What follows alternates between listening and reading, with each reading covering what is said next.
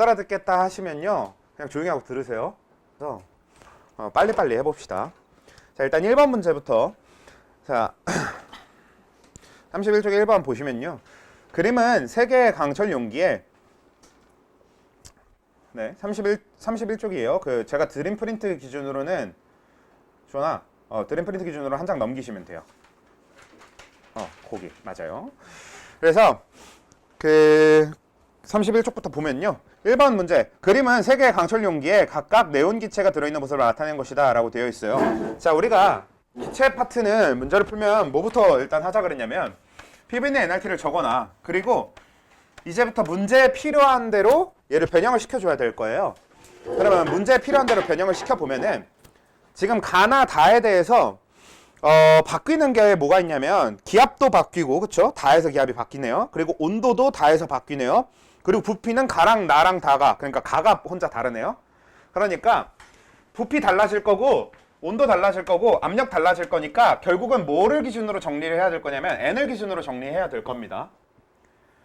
그쵸? 왜냐면 얘네들이 결국 N과 관련한 식으로 표현을 해놔야, 문제에서 뭐라 그랬냐면, 그러면 3개의 강철, 아니네요. 뭐 아무튼, 그러니까 문제에서 제시된 것들이 바뀌는 것들이 있으면 바뀌는 것들은 기호를 다 살려둔 다음에, 그다음 문제에서 제시되지 않은 것 하나를 기준으로 식을 정리해 놓는 거지.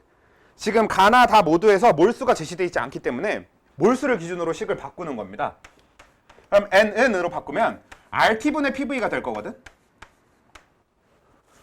근데 R은 항상 뭐였어? R은 상수잖아. 그러니까 R은 본인이 찝찝하면 남겨두셔도 되는데요, 저는 안 찝찝합니다. 저는 R을 자꾸 쓰는 게 더 찝찝하기 때문에 전 지울게요. 지워놓고, 그럼 우리가 이 문제에서 쓸 식은 N은 T분의 PV다. 요걸 쓰게 되는 거예요, 결국. 그래서 이렇게 문제마다 우리가 알고 있는 저 PV는 NRT라고 하는 이상기체 상상 정식을 정확하게 그냥 이렇게 적절하게 잘 변형을 시켜주는 게 항상 문제에서 중요한데, 그럼 가에 대해서 보면요, 가는 P가 1이고 그 다음에 T가 300이고 V가 2니까 그냥 그대로 대입을 하면 이 가의 몰수가 몇 몰이라는 게 구해지게 되는 거예요. 300분의 2로 표시할 수 있게 되는 겁니다. 물론 이게 정확하게 300분의 2 몰은 아니에요. 정확하게 얘기하면 300R분의 2 하면 진짜 몰수가 나오는 거거든. 근데 뭐 R을 우리가 지워줬으니까 대충 이 정도로 표시해 보고요. 그러니까 만약에 여러분들이 서술형을 적어야 되는 일이 생기면은 R을 생략을 안 하면 되는 거죠. 그 다음에 나에서는 압력이 1이 아니고 3이네요. 압력 달랐구나. 그리고 T는 300이고 V는 1이네요. 그럼 얘의 몰수가 300분의 3. 어차피 비교를 목적으로 하기 때문에 분모를 최대한 같은 걸로 그냥 냅두겠습니다. 얘를 뭐 굳이 약분을 하면 100분의 1 정도로 약분이 되긴 하는데, 약분 굳이 안 하고 냅두겠다는 얘기예요. 그 다음에 다에서는 P가 4고 T가 600이고 그 다음에 V가 1인 거니까, 그러면 얘는 300분의 2 이 정도로 표시해 둘 수 있겠죠. 그래서 결국 처음에 저 식만 이상기체 상당식만 잘 변형을 해놓고 나면 문제 푸는 건 되게 그냥 자연스럽게 되는 거지. 그래서 기억, 기체 예양 우리가 구한 거죠. 그 다음 니은, 기체 밀도. 자, 밀도 같은 경우에는 어차피 부피는 주어진 걸 그대로 쓰면 되니까 부피분의 질량 중에 우리가 질량만 처리해주면 될 거거든요. 근데 질량은 간단해. 몰수 곱하기 분자량인데 지금 여기 있는 것들은 전부 다 네온이란 말이야. 그래서 네온 분자량을 다 곱해서 질량을 구해서 푸셔도 되고요. 어차피 우린 밀도를 비교하는 게 목적이니까 굳이 곱할 필요도 없어요. 굳이 네온 분자량 안 곱하고 그냥 몰수를 그대로 질량 자리에 대입해도 될 겁니다. 어차피 네온 분자량 다 똑같이 들어가는 거니까. 그 다음에 디귿, 단위 부피당 분자수. 우리 단위 부피당 분자수면 뭘 얘기하는 거예요? 부피분의 분자수죠. 그리고 분자수는 결국 몰수잖아, 몰수. 그치? 그러니까 식으로 표현하면 V분의 N인 거지. 그래서 가나다에 각각 V분의 N을 구하면 디귿까지 해결이 되는 거다. 오케이? 이런 방식으로 푸는 겁니다. 자, 2번으로 넘어갈게요. 자, 2번. 그림은 기체 X 0.5몰에 압력분의 1과 부피의 관계를 나타낸 것이다. A에서 온도는 200K이다 라고 되어 있어요. 자, 이것도 지울게요. 그래서 이번 문제는 똑같아. 기체 문제니까 이거를 여기서 봐야 되니까 이쪽으로 좀 옮겨 적어 놓을게요. PV는 NRT 놓고 얘를 이제 문제에 맞춰서 적절하게 변형하면 되거든요. 얘도. 근데 문제가 X가 0.5몰이라고 되어 있어요. 그러니까 몰수가 고정되어 있는 상태거든요. 그리고 얘는 심지어 R을 계산에 써야 되는 걸로 되어 있네. 그럼 얘는 진짜 그냥 PV는 NRT를 그대로 쓰셔도 돼요. 얘는 변형할 필요도 없습니다. 왜? 진짜 숫자들을 주고 있거든. 몰수를 0.5몰로 아예 줘버렸고요. 온도를 200K로 줘버렸고요. 그 다음에 문제에서 기체장수 R은 0.08로 계산을 하래. 그럼 얘는 진짜 대입해서 계산하면 돼. 얘가 가장 설명할 게 적을 것 같습니다. 얘는 이제 대입해서 계산을 해내면 돼. 압력만 좀 조심해주면 되는 게 압력은 A가 1기압, B는 2분의 1기압, C는 4분의 1기압인 거죠. 그것만 좀 조심하면 나머지는 이제 다 대입을 해서 구하면 될 건데 결국은 뭐가 될 거냐면 V1 값이 아예 구해질 거니까. 그쵸? P가 그러니까 A에 대해서 P는 1이고 T는 200이고 그 다음에 몰수 N은 0.5고 그 다음에 R이 0.08인 걸 알고 있으니까 V1이 다 나온다. V1 값이 아예 나와버린단 말이야. 그럼 얘는 모든 게 다 숫자로 주어지기 때문에 뭐 식을 변형하고 이럴 이유도 없는 것 같습니다. 그렇죠? 그럼 넘어갈게요. 자, 그러면 3번으로 봅시다. 자, 우리가 3번을 보게 되면요. 3번은 3번 같은 문제를 풀 때 좀 팁을 드리면 사실 이건 1번도 마찬가지였는데 온도가 273, 546, 273 되어 있잖아요. 어차피 우리가 뭐라고? 비율을 구하는 게 목적이잖아요. 그럼 온도를 1, 2, 1로 바꿔버려. 273, 546은 대입하면 자꾸 아까 적었던 것처럼 막 300분의 3 이렇게 보이잖아요. 300분의 2 이렇게 나오잖아. 그러니까 굳이 그럴 필요 없이 273, 546, 273이 나왔어? 얘네들은 300이나 600 이런 것처럼 간단하지도 않잖아, 심지어. 그러니까 이럴 때는 그냥 1, 2, 1로 온도를 바꿔버려.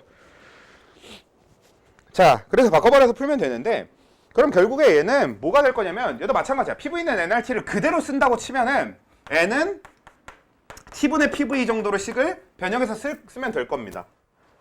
그치? 온도 바뀌고 부피 바뀌고 압력도 바뀌니까 셋 다 살려놔야 되거든? 그럼 N은 T분의 PV 정도가 되는데 얘는 한 번 더 바꿀 수도 있어. 어떤 게 있냐면 문제에서 분자량이 주어져 있으니까 W는 T분의 MPV 이 정도로 바뀌나요? 그러네요. 그치? 그러니까 N을 N분의 W로 바꾸는 거지. 왜? 분자량분의 질량. 우리가 몰수를 분자량분의 질량으로 표시할 수 있는 건 당연하니까. 근데 문제에서 분자량까지도 줬으니까 식에다 분자량까지도 대입하는 걸 생각해보면 결국 구할 수 있는 건 W거든요. 그러니까 이 식도 둘 다 쓸 거라고 생각하고 그냥 적어두든가 아니면 사실 개인적으로 저는 이 식은 굳이 적어두지 말고 어차피 분자량분의 질량이 몰수라는 걸 알고 있으니까 그냥 적절하게 잘 써주면 되지 않나. 그냥 그런 쪽의 입장이긴 한데요. 필요한 건 이렇게 적어주시면 되고요. 그래서 3번에서 기억, 기체의 양은 B가 C의 9배이다. 이거는 이제 계산해주면 되죠. 요거는 요 이후로는 더 이상 설명 안 하도록 할게요. 왜냐면 이 기억에서 물어보는 기체의 양은 결국 N에 대한 질문이고 N은 T분의 PV를 우리가 표현했으니까 그냥 계산하시면 돼요. 주어진 걸로 A, B, C에 대해서 다. 그쵸? 그 다음 니은, 질량비도 결국 아래 걸로 식을 우리가 정리를 해놨기 때문에 T분의 MPV로 계산하시면 돼요. 그럼 다 나오죠. 그 다음에 디귿, 밀도가 가장 큰 기체. 이것도 결국은 마찬가지입니다. 분자량 알고 있는 상태고 애초에 우리가 이걸 통해서 구하게 되면 질량이 나와버린단 말이야. 그치?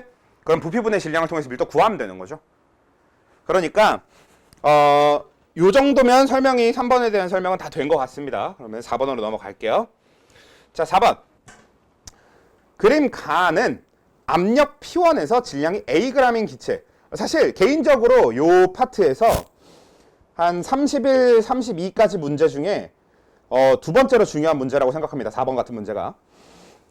그래서 4번 같은 문제를 한번 잘 보면요.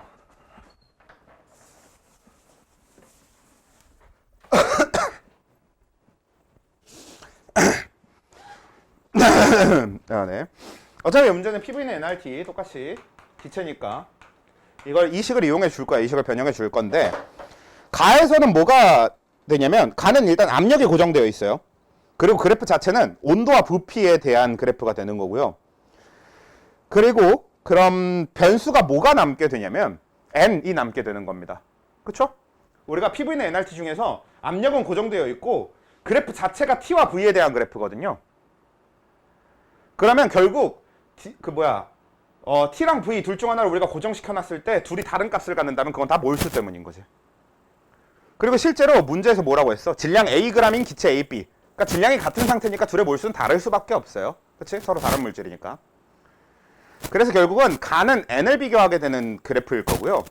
나는 뭘 비교하게 되는 그래프일 거냐면 압력을 비교하게 되는 그래프일 겁니다. 얘는 문장만 읽어도 알 수 있는 거죠. 나는 압력 P1과 P2에서 질량이 Bg인 기체 B에 대한 온도잖아요.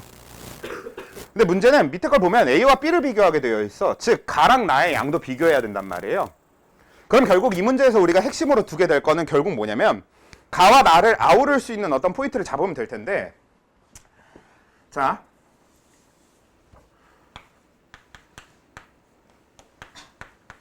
일단 이 정도로 정리를 해볼게요. 일단 이 정도로 정리를 해놓고 나면 가에서 A에 대한 값들을 나열해 보면요, 가에서 A는 P가 P1이고요. 그 다음에 온도는 같은 온도로 고정해 버립시다.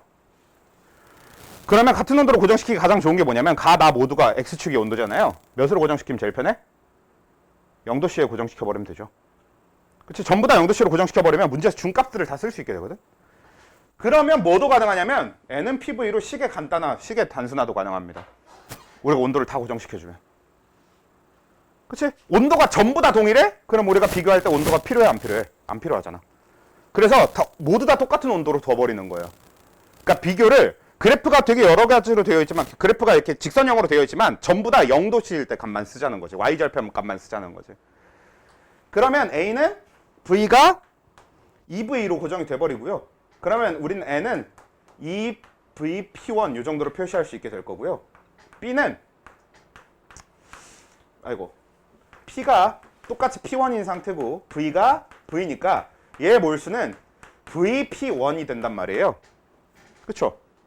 사실 굳이 이렇게까지 안 해도 그냥 보고도 비교할 수 있을 수는 있는데 굳이 이렇게 맞춰서 해보면 그럼 우리는 뭘 알 수 있어요? 아, A의 몰수가 B의 몰수의 2배구나. 그쵸? 근데 둘의 질량은 Ag으로 같았거든? 그럼 뭐예요? B의 분자량이 A의 분자량의 2배구나를 알 수 있게 되는 거지. 같은 질량일 때 몰수가 A가 2배 많으려면 분자량은 B가 2배여야 되는 거지. 그치? 분자량분의 질량이 몰수니까. 그치? 이해하신 거죠, 정원이? 자, 이걸 나에 대해서 똑같이 써봐. 그럼 이제 나에서는 B1, B2 이 정도로 표시해 볼게요. 그래서 이번 B1은 P가 P1일 때, 그리고 B2는 P가 P2일 때에 대한 B에 대한 값이라고 생각을 해봅시다. 그러면 얘가 P1일 때부터 계산을 계속 해보면 얘는 P1일 때 V 값이 2V 가 되는 거죠. 그럼 얘의 몰수가 2VP1이 되거든요. 자, 그러면 얘도 B고 얘도 B니까 이 둘은 분자량은 같은 상태거든요. 근데 여기선 질량이 Ag이었고 여기선 질량이 Bg이지. 그랬더니 몰수가 2배가 된 거죠. 그럼 B는 2A죠. 질량이 2배가 됐으니까 몰수가 2배가 됐겠거니 하는 거죠. 분자량이 같은 상태니까. 그렇게 비교를 해줄 수 있게 되고, 그럼 마지막에 얘는 뭐만 해주면 돼요? V는 얘는 V가 돼야 되니까. 그럼 얘는 몰수가 VP2거든? 근데 문제는 얘랑 얘가 뭐여야 돼? 둘 다 Bg이어야 돼. 같은 물질이고 Bg이에요. 그러니까 즉 몰수가 같아야 되지. 그럼 이 둘이 같아야 되는 거니까 P2는 2P1. 자, 이 세 개의 식이면 문제에서 요구하는 게 딱딱딱 끝날 겁니다. 졸지 말고!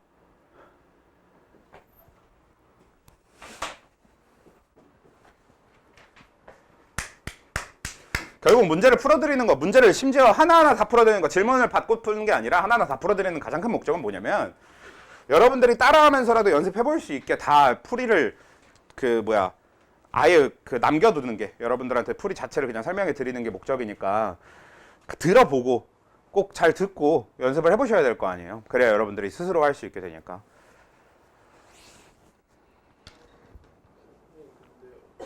네.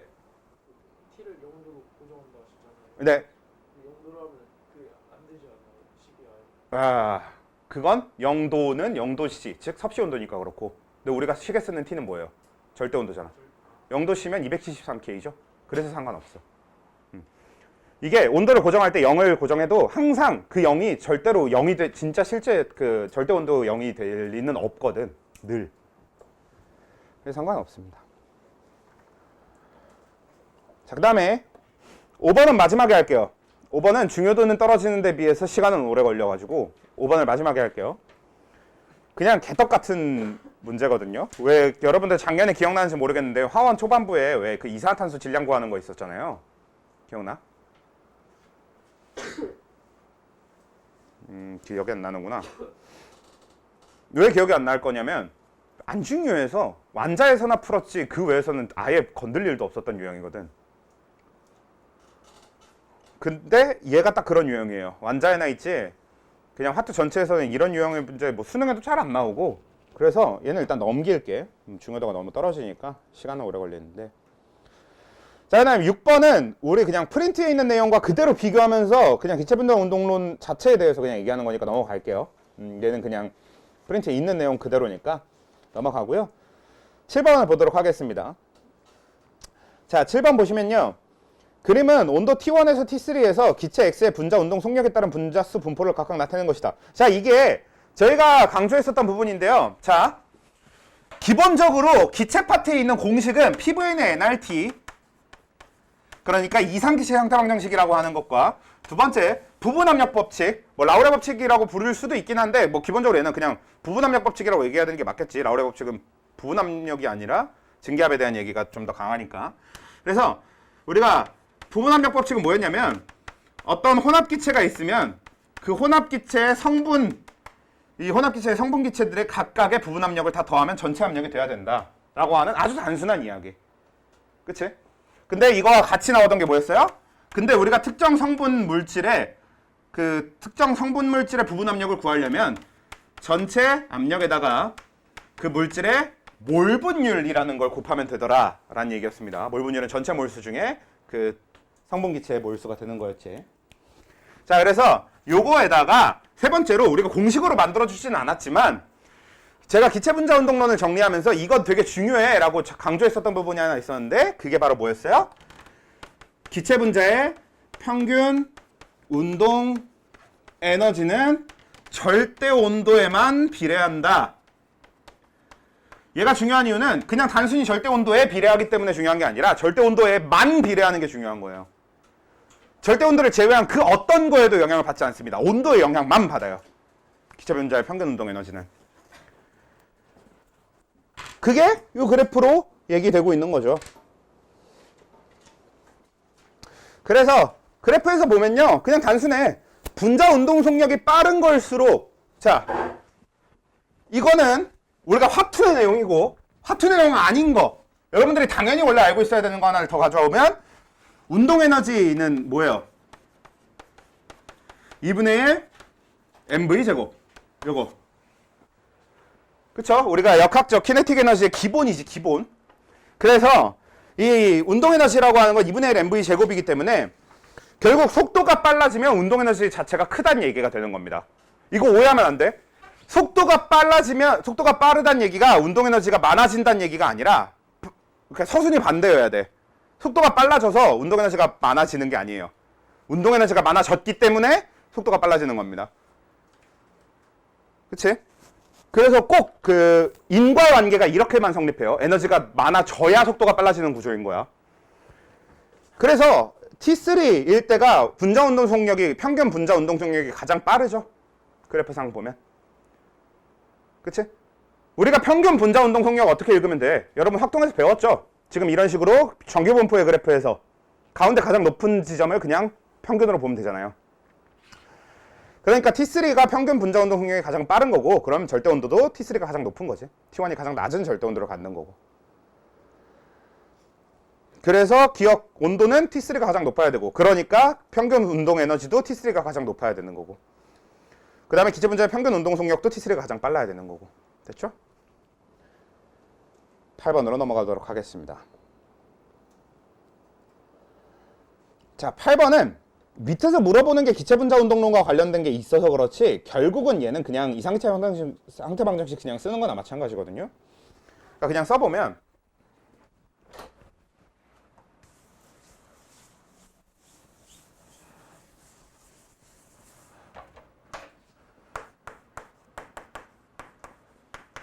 똑같이 PV는 nRT 놓고 자 기체 A에 대한 거로 보면요. 일단 얘는 중요한 게 같은 질량의 기체 A에서 C예요.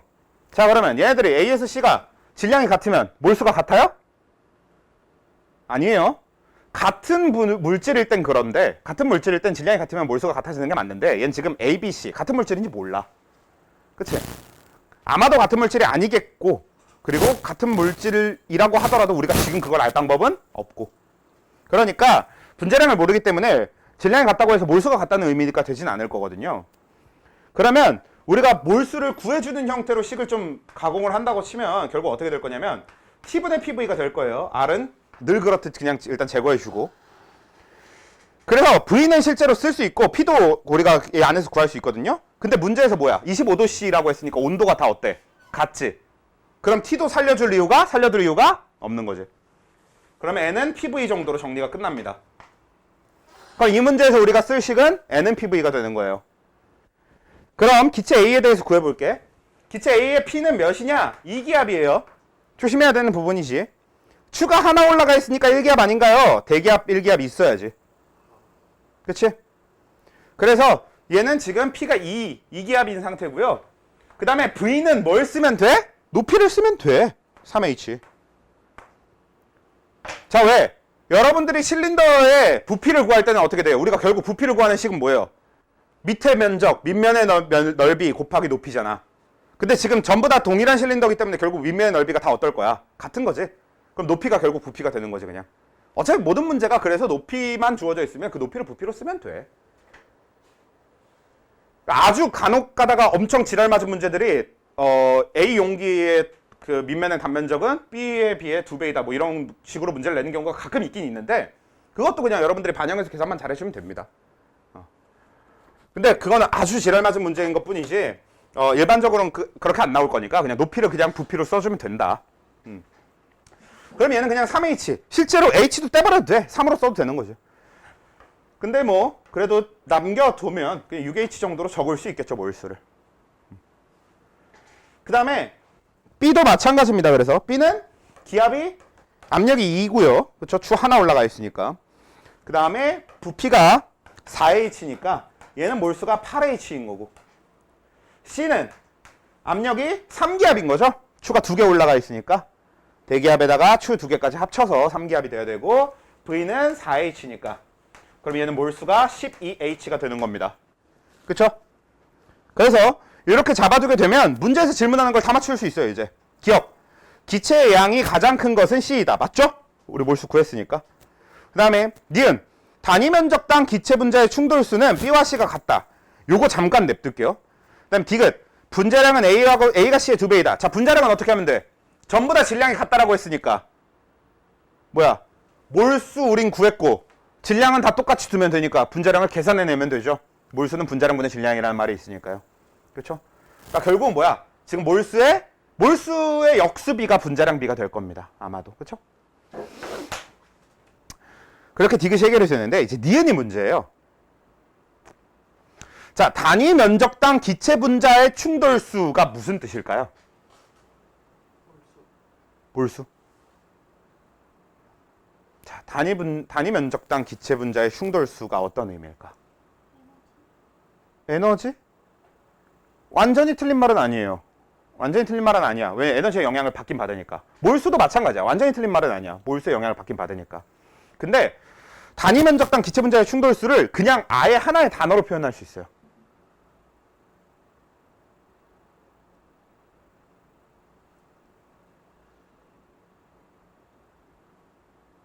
아니면 좀 다른 의미로 표현해 볼 수도 있고.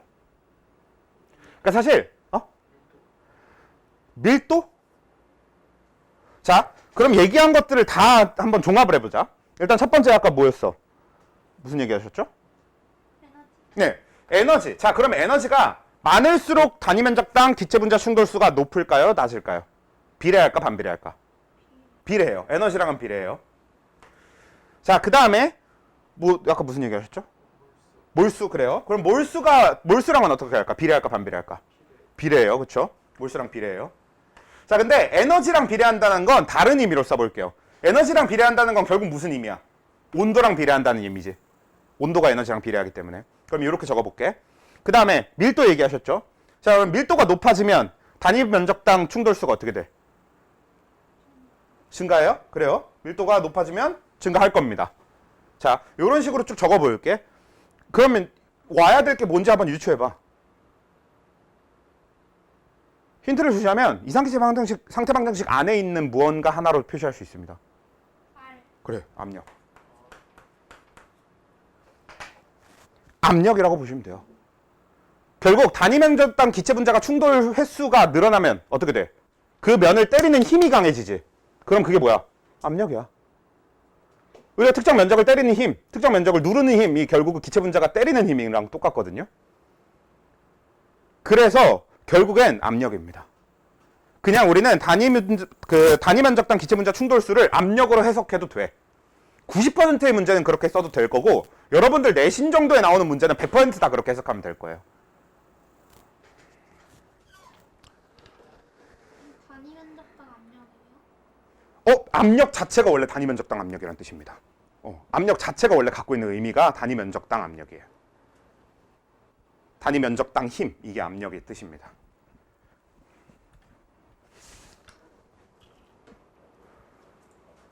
자, 그럼 이제 9번 볼까요?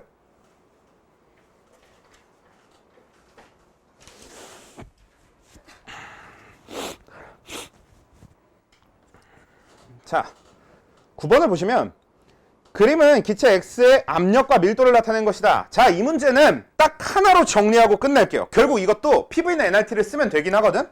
근데 우리가 프린트에서 한번 유도했었던 게 있었어요. 뭐가 있었어? 어떤 걸 유도했었어?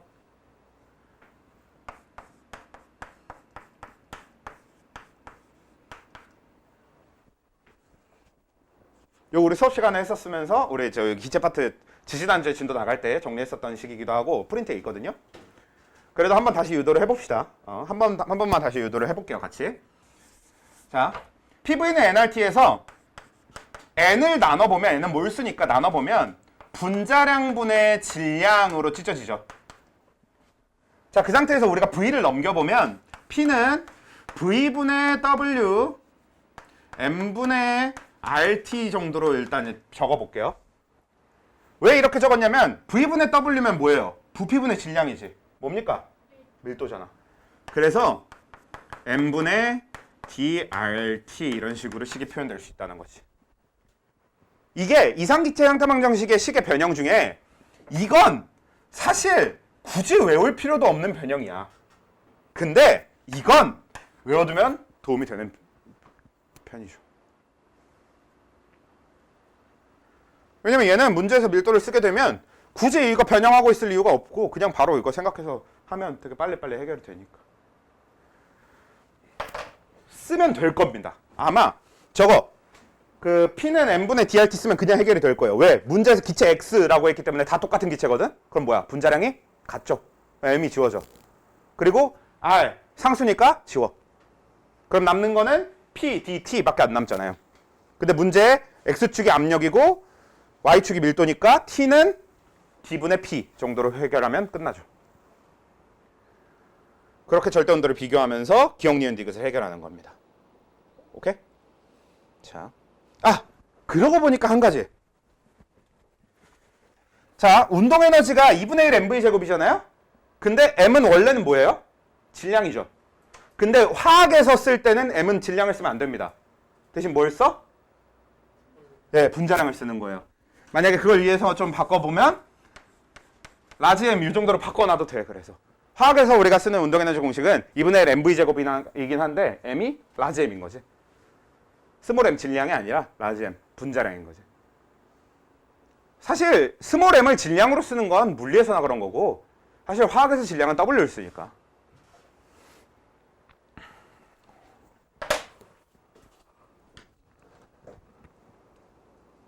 됐죠? 그러면 10번부터 이제 기체 부분 압력. 여기부터가 메인 문제입니다. 여기부터가 이제 그 메인 요리가 되는데요.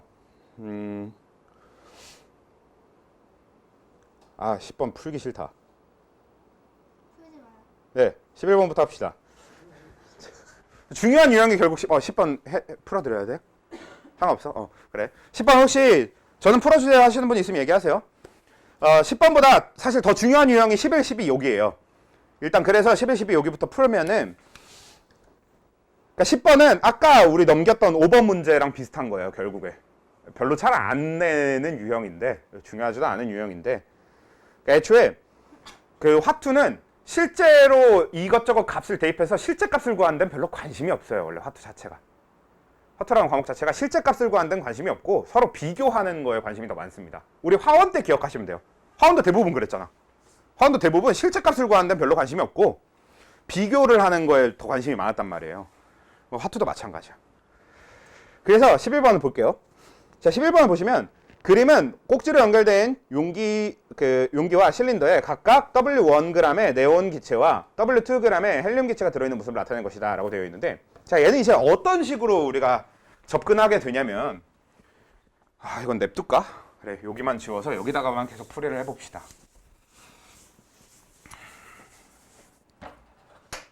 자, 일단 꼭지를 열기 전에 대한 걸 전부 다 분석을 해볼게요.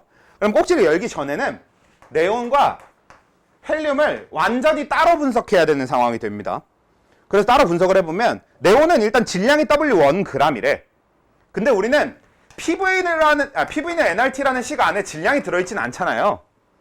그러니까 일단 질량 자리는 비워둡시다. 질량은 일단 냅두고 당장은 안 쓰고 기압이 2기압이라고 하니까 P는 2고요. 그 다음 부피가 1리터라고 하니까 V가 1이에요. 그리고 문제에서 일정한 온도에서 꼭지를 열어 충분한 시간이 흘렀을 때니까 이 문제를 하는 동안 뭐가 안 변할 거야? 온도가 안 변하는 거지. 그럼 온도 어떻게 해주면 된다고? 예, 없애줘요. 그러면 T 날리고 R도 당연히 날리면 N은 PV로 또 식이 정리가 됐지. 그러니까 몰수를 2 이렇게 정리할 수 있는 거죠. 아예. 그렇죠? 그리고 헬륨 쪽도 마찬가지야. 자, 헬륨 쪽은 P가 1이고 V가 1이니까 N이 1입니다. 자, 얘가 뭐야? 열기 전. 꼭지를 열기 전. 콕을 열기 전이고요. 콕을 연 이후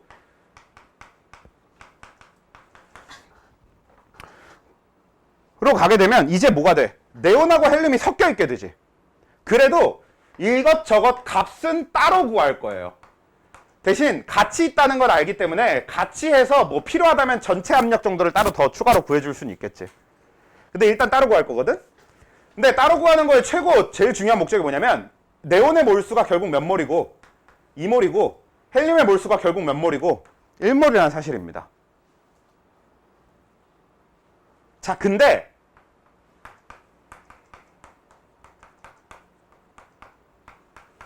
그럼 지금 콕을 열고 나면 생기는 변화가 가장 큰 변화가 뭐게? 예, 압력의 변화가 가장 커요. 결국 모든 변화가 압력에 맞춰지게 됩니다. 왜? 콕을 열게 되면 봐봐. 원래 콕을 열기 전까지만 해도 네온 쪽은 실린더랑은 전혀 관련 없었죠. 근데 헬륨은 실린더 안에 들어있는 거지. 그리고 실린더의 특징이 뭐였어? 피스톤을 기준으로 양쪽의 압력이 같아야 돼요. 근데 피스톤 위의 압력은 무조건 1기압이에요. 대기압이니까. 그러면 그 전에는 헬륨만 1기압이면 됐거든?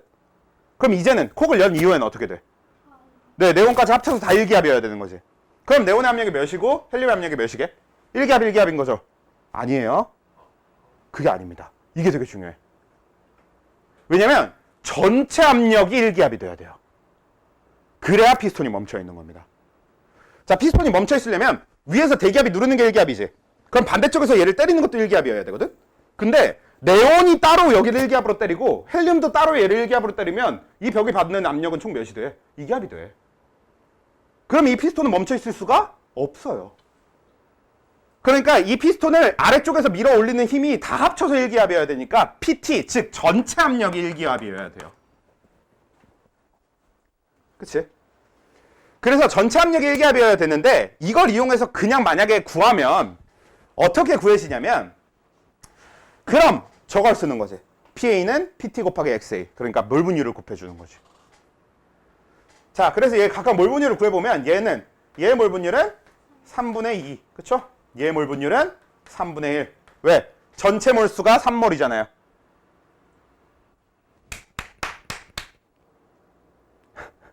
네, 헬륨, 네온 다 합쳤을 때 전체 기체의 몰수가 3몰이잖아.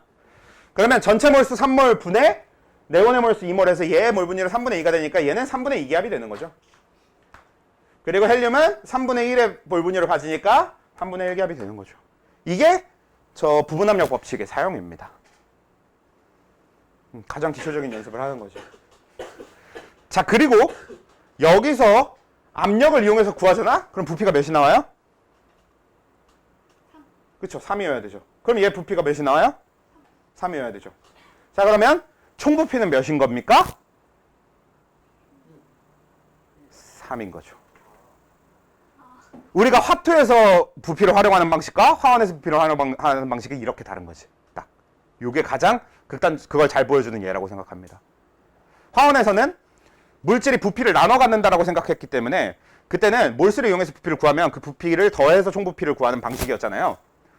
근데 실제로는 안 그래. 근데 우리가 화원 수능 문제를 풀 땐 그렇게 풀는 게 가장 편하니까 그렇게 풀어왔던 거야. 실제로는 같이 들어있으면 전체 부피를 공유하는 방식이란 말이에요. 왜 얘네 둘의 부피가 왜 똑같이 나왔냐? 실제로 그냥 3리터 안에 같이 퍼져 있기 때문에 부피가 똑같이 나온 거예요. 얘가 3리터, 얘가 3리터 각각 따로따로 차지해서 총 6리터가 되는 게 아니란 얘기입니다. 오케이? 그래서 이렇게 구해지는 거고, 이 부피, 우리가 이렇게 구한 부피라고 하는 게 뭐다? 전체 부피 그냥. 부피는 나눠 갖는 개념이 아니다. 이게 되게 중요합니다. 정말 중요해요. 그리고 여기서 이 문제에서 우리가 이 문제 유형을 위해서 한 가지 더 기억해야 되는 거. 그럼 실린더의 부피는 몇이게? 콕을 연 이후에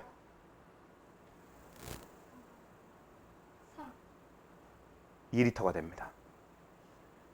자, 왜? 그치. 왼쪽에 달려있는 용기는 어때? 부피가 변해 안 변해? 걔는 부피가 안 변하는 용기예요. 그러면 우리가 전에 얘기했던 강철 용기랑 같아지는 거지. 부피가 안 변하는 거. 근데 그 용기의 부피가 1리터죠. 근데 우린 전체 기체가 몇 리터여야 돼? 3리터여야 되지. 그러면 왼쪽 용기에 1리터가 들어있으면 오른쪽에 2리터가 들어있어야 전체가 3이 되죠. 그럼 실린더만 따지면 부피가 2리터가 돼야 된다는 거죠. 이걸 생각할 수 있어야 돼. 이게 이제 두 번째로 중요한 포인트가 됩니다. 이 문제 유형에서. 지금 이 문제 굉장히 중요해요. 11번이 정말 중요하거든. 사실 저는 12번 문제 유형을 더 좋아하긴 하는데 11번이 정말 중요한 유형입니다. 왜냐면 11번은 그렇게 크게 어렵게 만들지 않아도 당장 니들이 지금만 해봐도 되게 별거 아닌 작은 문제 생각해야 될 게 되게 많잖아. 그래서 굉장히 많은 학생들이 많이 틀려요. 이걸 많이 응용해 놓지 않아도. 그래서 선생님들이 좀 내길 선호하는 되게 좋아하는 문제입니다. 문제 유형이에요. 그리고 굉장히 중요한 걸 많이 물어보고 있기도 하고. 그래서 12번은 이제 12번으로 넘어가도록 할까요? 아닌가? 그래도 기억 니은딩을 같이 봐야 되나? 기억 니은딩을 한번 그래도 같이 볼까요? 자, 기억. W1하고 W2는 이제 뭘로 비교하면 되냐면 우리가 헬륨하고 네온의 몰수를 2몰, 1몰 구했지. 근데 네온하고 헬륨은 우리가 원자 번호를 알고 있으니까 분자량을 알고 있잖아. 그리고 문제에서 줬나? 아, 줬네, 심지어. 그럼 분자량하고 몰수 알고 있으면 질량 구할 수 있는 건 당연하지. 그래서 W1하고 W2를 진짜 값으로 구하시면 돼요. W1은 40이 나올 거고 W2는 4g이 나올 테니까 그걸로 그냥 기억을 해결해 주면 되는 거고. 니은 실린더의 부피는 요게 되게 문제야. 우리가 이걸 문제를 여기까지 잘 풀어냈다고 하더라도 총 부피가 3리터니까 니은을 동그라미를 친단 말이야, 사람들이 다. 근데 그러면 안 된다고. 이따 주워야겠지. 아이고야, 씨. 자, 아무튼 그렇고요. 그 다음에 디귿. 실린더의 피스톤 위에 1.5기압의 추를 올려놓으면 네온의 부분 압력은 1기압이 된다라고 했는데, 자, 요거는 어떻게 해요? 우리가 1.5기압을 올려놓게 되면 PT가 몇이 돼? 전체 압력이 2.5기압이 되는 거죠. 그러니까 1.5기압의 추를 추가하는 거니까 원래 대기압까지 합쳐서 2.5기압이 됩니다. 근데 몰 분율은 어차피 3분의 2, 3분의 1 그대로 있으니까 곱해서 그냥 구해주면 되지. 부분 압력. 우리가 구해야 되는 게 네온의 부분 압력이니까 2.5에 곱하기 3분의 2를 하면 되는 거죠. 어차피 1기압은 안 나올 것 같네요. 그쵸? 디귿은 무슨 낚시인지는 알겠네요. 1.5기압에다 그대로 3분의 1을 곱하면 1기압이 나오네. 그냥 그런 사소한 낚시네요. 우리 대기압, 1기압을 까먹지 않아야 된다는 거. 기본적으로 있는 거.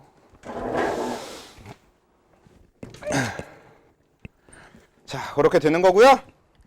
자, 이제 대망의 12번인데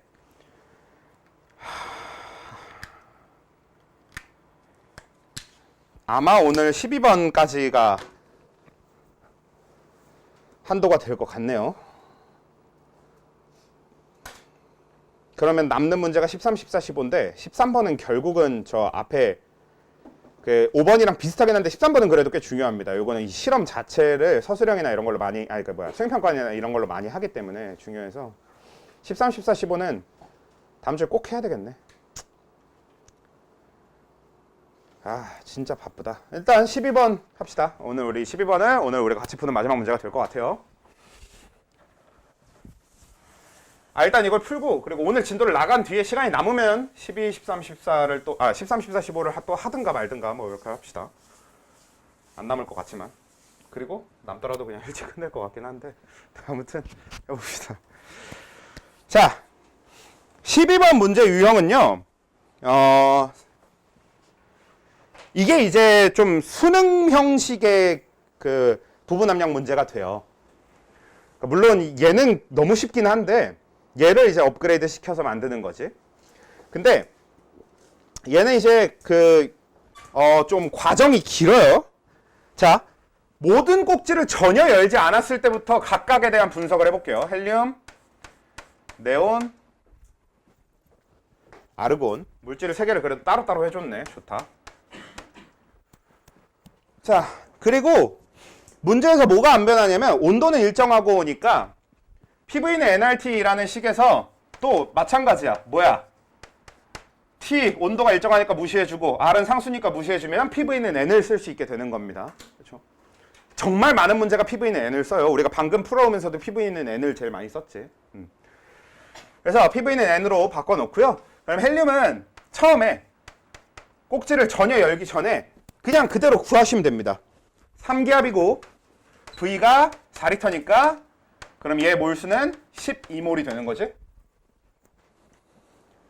자, 그 다음에 네온은 P가 6이고 V가 2니까 얘도 12몰이 되는 겁니다. 자, 그 다음에 아르곤은 P가 2고 V가 2니까 몰수가 4가 되는 거죠. 일단 꼭지를 열기 전에 각각에 대해서 다 이렇게 구해놔. PV는 n 정도로 식을 일단 정리한 다음에. 자, 그 다음에 한 단계씩 변화시켜주는 겁니다. 자, 이 문제에서 뭐부터 열 거냐면 꼭지 A부터 연다고 했잖아요. 그럼 우리도 꼭지 A부터 열 거예요. 그럼 A를 열었을 때 그럼 A를 열면 어떤 일이 발생하게 되냐면 헬륨하고 네온이 섞이게 될 거예요. 그치? 근데 그렇다고 하더라도 헬륨하고 일단 네온을 따로 분석은 해줄 건데 일단 변하지 않는 것부터 적어보면 PVN 중에 N이 12로 고정이거든? 그리고 네온도 마찬가지야. PVN 중에 얘도 N은 12로 고정이에요. 전체가. 그치? 자, 근데 그 상태에서 뭘 구해서 뭘 구할 수 있을까요? 남은 게 지금 P랑 V잖아. P랑 V 중에 먼저 구해지는 게 뭐예요? 먼저 알 수 있게 되는 거. 먼저 알 수 있는 게 뭐야? 네. 힌트는 방금 전 문제에 있었습니다. 그치? 왜? 부피는 결국 뭐니까? 안 변해. 얘네는 지금 부피가 변하는 용기가 아니거든. 피스톤이 있어서 부피가 변할 수 있는 용기가 아니기 때문에 어차피 콕 A를 열어놓은 상태에서 기체의 부피는 몇이 될 수밖에 없는 거야? 6리터일 수밖에 없는 거예요. 두 용기 부피의 합인 거지 그냥. 그래서 얘 부피도 6, 얘 부피도 6으로 고정되게 됩니다. 그럼 각각의 압력이 2 이렇게 나오는 거지. 부분 압력이. 만약에 우리가 이때 전체 압력 그 맨 왼쪽 용기와 두 번째 용기 우리가 용기를 여기 문제에서는 이름을 정해놓지 않았지만 만약에 우리가 용기 이름을 정하면 가나다 정도로 한번 정해볼게요. 과정이 가나다네. 용기 A, 용기 B, 용기 C 정도로 부를게요. 그냥 왼쪽부터. 그러면 용기 A하고 용기 B의 전체 압력을 구하라 그러면 몇인 거야? 4기압이 되는 거죠. 그치? 그런 식으로도 이제 문제에서 물어보는 걸 할 수 있게 되는 거고요. 자, 근데 아르곤은 따로 안 구해요. 왜? 아르곤은 변한 게 없으니까 그냥 냅둘 거예요. 어차피 똑같이 그대로 가는 겁니다. 꼭지 B를 열지 않았으니까. 그 다음에 이 문제는 그 다음에 그냥 B를 열어요. 그치? 자, 그러면 여기서 B를 열면 이제 헬륨, 네온, 아르곤이 모두 섞이게 되는데 방식은 방금 했던 거랑 똑같이 하면 되죠, 그냥. 왜? 얘 P, 얘 V를 몰라, 이제. 다시 모르는 상태가 돼. 근데 몰수는 똑같이 12이어야 되고 얘 P, 얘 V를 일단 다시 모르는 상태가 돼. 근데 몰수가 똑같이 12여야 되고 이제 얘도 P, V를 일단 모르는데 몰수는 똑같이 4여야 되는 상황에서 그냥 누구고 상관없이 기체가 뭐가 돼요? 다. 기체 부피가 전부 다. 네, 8기압이 됩니다. 부피가 전부 다 8이 돼요. 그걸로 압력을 구하면 되겠지. 일단 기본적으로는 이래. 근데 이 문제랑 지금 제가 푼 풀이는 달라요. 왜 다르냐? 전 지금 문제 풀이를 어떻게 해오고 있냐면 콕 A를 열었고 그 다음 그 상태에서 그냥 콕 B를 열어요. 근데 문제는 어떻게 돼 있어? 그치? 콕 A를 닫고 콕 B를 열 겁니다. 그럼 완전히 얘기가 달라져요. 그치? 그래서 일단은 그냥 열기만 하면 이렇게 흘러갈 거란 얘기예요. 그러면 이제 A를 닫았을 때에 대한 얘기를 해봅시다. 그럼 중간에 A를 닫았을 때의 과정을 하나 추가해줘야 되거든? 그럼 뭐만 하면 되냐면 똑같아. 헬륨은 콕을 닫는다고 해서 압력이 변할 이유가 없어요. 그치? 다만 왜 용기를 우리가 이름을 지었냐면 용기 A에 들어있는 것과 용기 B에 들어있는 헬륨이 서로 분리되게 되는 거지. 맨 왼쪽에 있는 용기와 가운데 용기에 들어있는 헬륨이 서로 분리되지. 그래서 분리해서 각각 따로 구해주면 A 용기에 들어있는 헬륨은 P가 1인 상태에서 부피가 다시 4가 되는 거고 그럼 몰수가 4만 남게 돼요. 그리고 왜 압력이 1이 돼? 2지. 죄송합니다. 2로 바꿀게요. 그러면 몰수가 8이 되는 거죠. 그쵸? 그쵸? 압력이 아까 2였으니까 변하지 않아야 돼. 그냥 똑같이 압력 2 똑같이 유지해야 되는 거지. 그 상태에서 A 용기의 부피가 4니까 거기에는 8몰만 남아있게 되는 거고 B 용기 속의 부피는 2니까 여기에는 4몰이 남아있게 되는 거죠. 그 다음에 네온은 이제 어떻게 될 거냐면 네온도 마찬가지야. 네온도 압력을 그대로 유지한 상태로 A 용기의 부피가 4니까 A 용기에 남아있는 네온이 8몰이 될 거고 압력을 똑같이 2로 유지한 상태로 B 용기의 부피가 2니까 B 용기에 남아있는 몰수는 4가 될 겁니다. 그래서 닫게 되면 닫았을 때 각 용기에 어떻게 되는가를 한번 구분해서 구해줄 필요가 생겨요. 안 닫으면 아까처럼 그냥 쭉 구해나가면 되는 거야. 닫으면 그 닫는 거에 대한 계산을 한 번 더 추가로 해주시면 됩니다. 나눠줘야 되니까 물질을. 왜? 그러면 B를 열었을 때 어떻게 되니까? 콕 A에 있는 것들은 용기 A에 있는 건 변해 안 변해? 안 변하는 상태가 되는 거지. 그래서 용기 A는 그대로 있는 상태에서 B에 있는 것까지만 가지고 이제 뭐가 되냐? 얘는 B를 연 상태에서 헬륨의 몰수가 4몰만 가지고 얘기를 해야 되는 거고요. 용기 B에 들어있는 것만 가지고 얘기해야 되니까. 그리고 부피도 용기 B랑 용기 C만 섞이게 될 거니까 부피가 4가 돼야 되는 거고. 그러면 이때의 압력이 1기압이 되죠. 네온도 마찬가지야. 몰수가 B에 들어있는 4몰만 가지고 얘기해야 되고 그럼 부피가 4가 되고 압력이 그럼 1이 되는 거죠.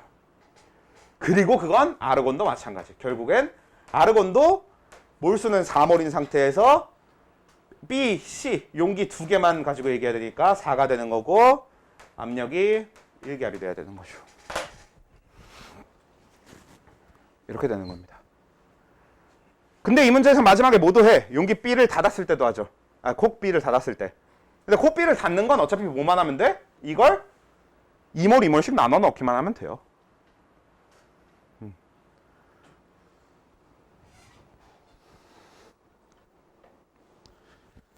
그래서 12번 문제의 변형이 정말 굉장히 기본적으로 되게 여러 가지일 수밖에 없어. 왜? 첫 번째, 그냥 계속 열기만 하는 경우가 있을 거고, 두 번째, 앞에서 열고 닫아. 뒤에선 그냥 열어. 세 번째, 앞에선 그냥 열어, 뒤에선 열고 닫아. 네 번째, 앞에서도 열고 닫고, 뒤에서도 열고 닫아. 이미 네 가지 유형이 발생합니다. 근데 네 가지에 대해서 신경 써야 될 것이 다 조금씩 달라지는 거지. 닫을 때마다 그 용기 구분을 해줘야 되게 된다는 거. 그러니까 가장 간단한 문제는 당연히 안 닫아주면 제일 행복하다. 우리가 제일 행복할 수 있겠죠. 그래서 저는 12번이 좀 별로인 것 같아요. 두 번 다 열고 닫는 거를 굳이 갖다 놨어야 되나. 완자에는 둘 다 여는 문제를 갖다 놓고, 그 앞에 여기에는, 아니 그리고 뒤에 뭐 단원 마무리 이런 데다가 열고 닫고 문제를 넣든가. 그러면 난이도 좀 배분이 될 텐데, 앞에서부터 이거부터 갖다 놔가지고.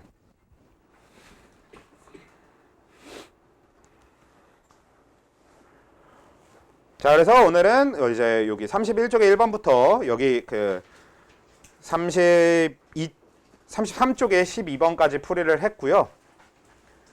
그 다음에 이제 남은 게 34쪽에 있는 문제들이 되는데, 34쪽에 있는 문제들은 다음 주에 이제 풀이를 하도록 할게요. 이게 34쪽에 있는 문제들은 하나도 빼먹을 수가 없는 것 같아. 다 되게 중요해요. 다 되게 중요한데, 그래서 빼먹을 수는 없고 다음 주에 하도록 하고요. 오늘은 이제 그 뒤에 진도를 나가보도록 합시다. 근데 참고로 단원 마무리는 숙제를 안 내드려요.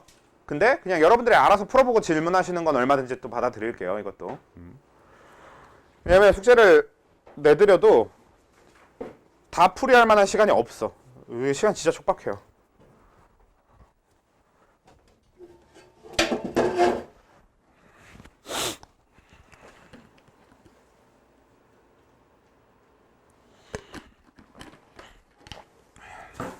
자, 이제 오늘 해야 될 거는 용액인데요.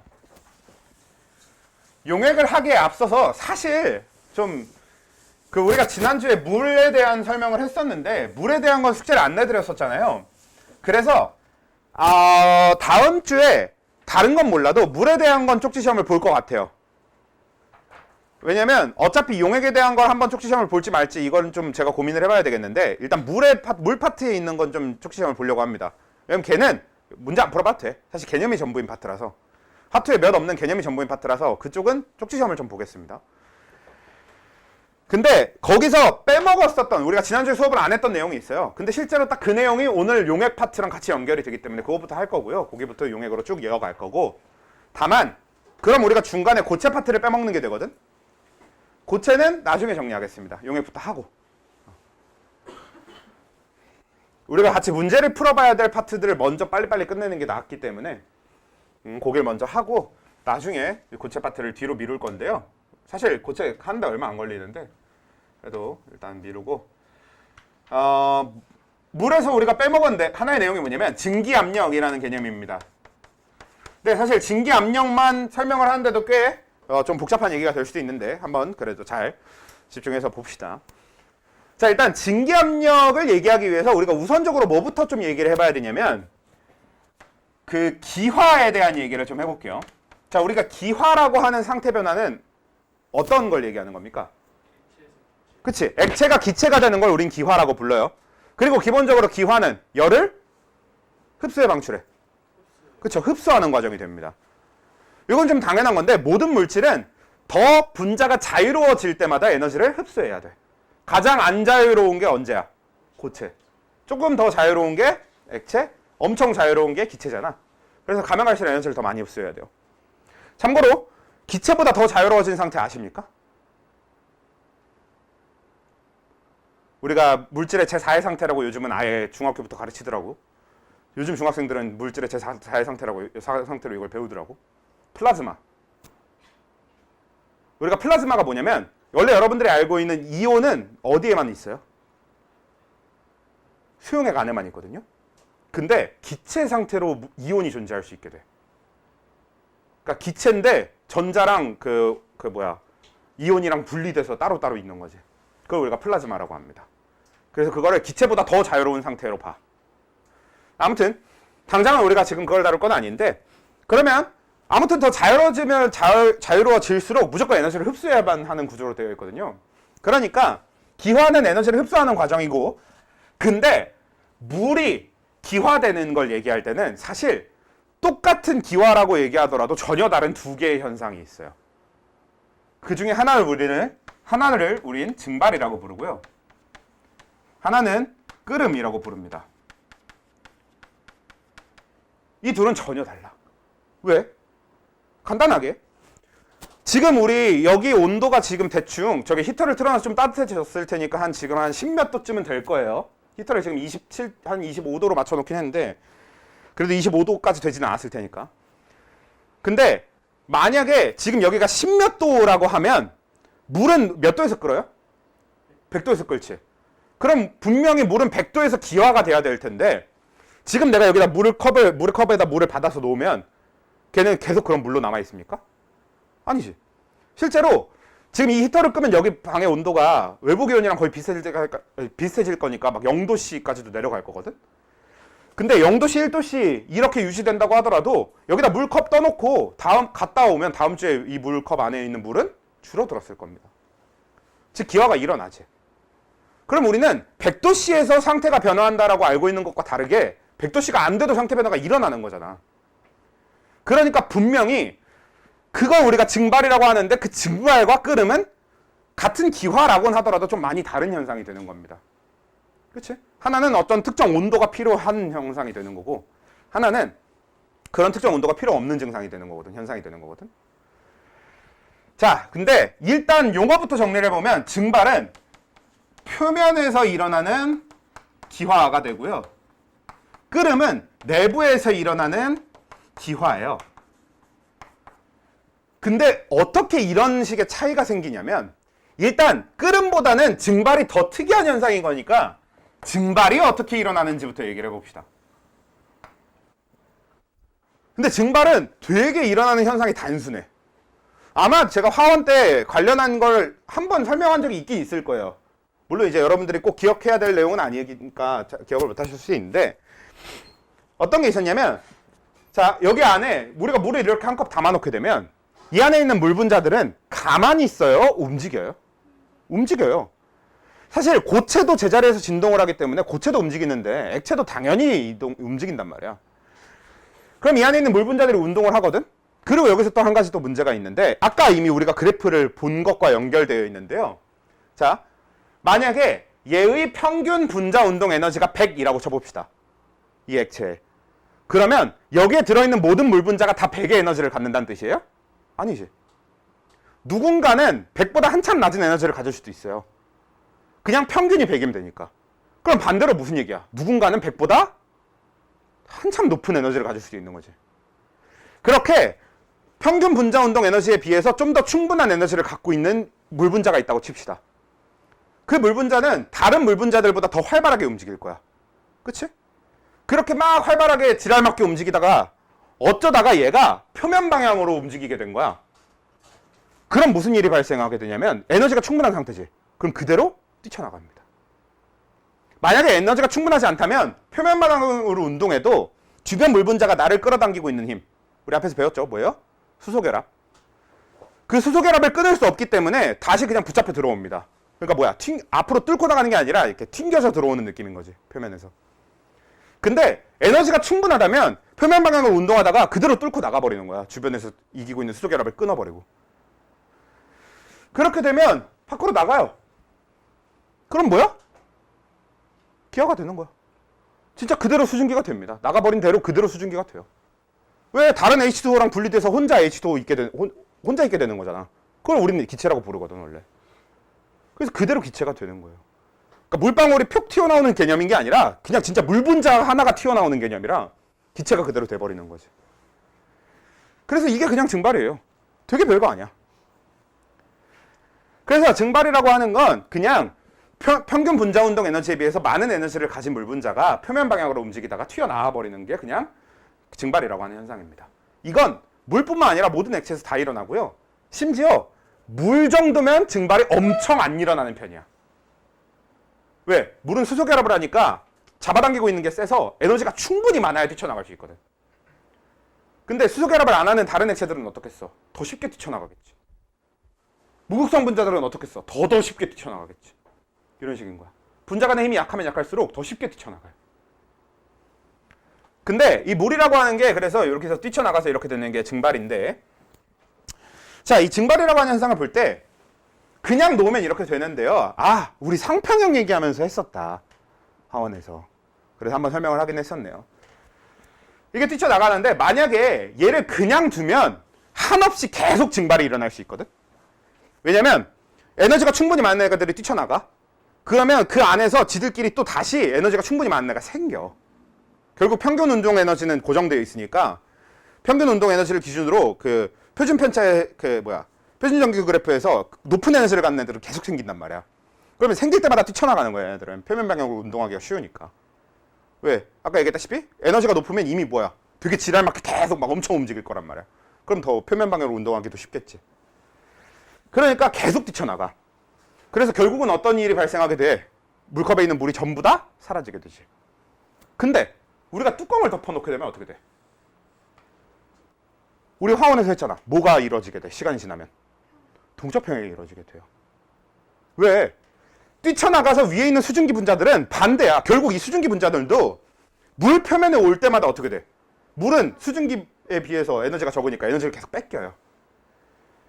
근데 그 중에서 에너지가 좀 작은 애들이 물 표면에 부딪히면 어떻게 돼? 그대로 끌려 들어갈 수밖에 없겠지. 그러니까 수증기들도 결국은 똑같아. 물 표면에, 이 아래 있는 물의 표면에 부딪힐 때 그대로 응축되게 될 수 있는 거야. 그래서 우리가 이걸 동적 평형 개념으로 어떻게 화원에서 설명했었어? 물의 증발 속도는 계속 똑같아. 왜? 물 분자에 에너지만 많으면 무조건 증발은 잘 일어나는 거거든요. 그래서 온도에 영향을 받아요, 증발 속도는. 그러니까 온도가 변하지 않는 이상 증발 속도는 똑같거든? 근데 응축 속도는 어때? 수증기가 많아지면 많아질수록 응축 속도가 빨라진다라고 했었지. 그치? 그래서 얘는 결국은 수증기가 많아지다 보면은 응축 속도와 증발 속도가 같아지게 되는 동적 평형이 이루어지게 됩니다. 자, 그렇게 동적 평형이 이루어지면 사실 동적 평형 전에도 이미 관찰할 수 있긴 한데 동적 평형 전까지부터 동적 평형이 이루어질 때까지 어떤 변화가 생길 거냐면 위에 있는 수증기 입자수가 어떻게 되겠어? 동적 평형이 일어나기 전에서 동적 평형으로 가면 갈수록 수증기 입자수가 늘어나지. 기체 상태로 존재하는 물을 우리가 수증기라고 하잖아요. 수증기 입자수가 점점 늘어나거든. 자, 그러면 수증기 입자수가 늘어나지. 그럼 수증기의 압력이 어떻게 되게? 증가하게 되죠. 그럼 가면 갈수록 여기가 수증기의 압력이 높아지게 되거든. 근데 그 높아지다가 동적 평형에 도달하게 되면 수증기의 압력이 더 변해, 안 변해? 안 변하지. 그 상태에서 측정한 수증기압을 우린 물의 증기압이라고 부릅니다.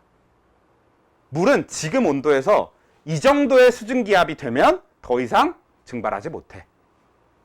라고 정해진 값인 거야. 온도마다 정해진 값인 거지. 무슨 의미인지 알겠어? 그러니까 실제로 이게 동적 평형이 이루어지는 어떤 시점이 정해져 있는 거예요. 근데 그게 위에 수증기가 몇 몰 있냐 이걸로 정해져 있는 게 아닙니다. 왜? 물을 많이 퍼다 놓으면 그리고 컵이 크면 수증기가 더 많은 몰수가 있어야 평형이 돼요. 컵이 작고 물을 조금만 넣어 놓으면 수증기가 더 조금만 있어도 평형이 될 수 있을 겁니다. 그치? 그러니까 이게 조건마다 수증기의 몰수는 달라질 수 있거든? 근데 그 평형을 이룰 때 온도가 다 똑같다고 가정했을 때, 온도가 다 똑같을 때 어쩔 때 다 똑같이 이 평형을 이루게 되냐면 위에 차 있는 이 증기들의 압력이 같으면 다 똑같이 멈추더라. 다 멈추더라 이거야. 같은 온도에서. 위에 수증기가 몰수가 같을 때 멈춰? 아니에요.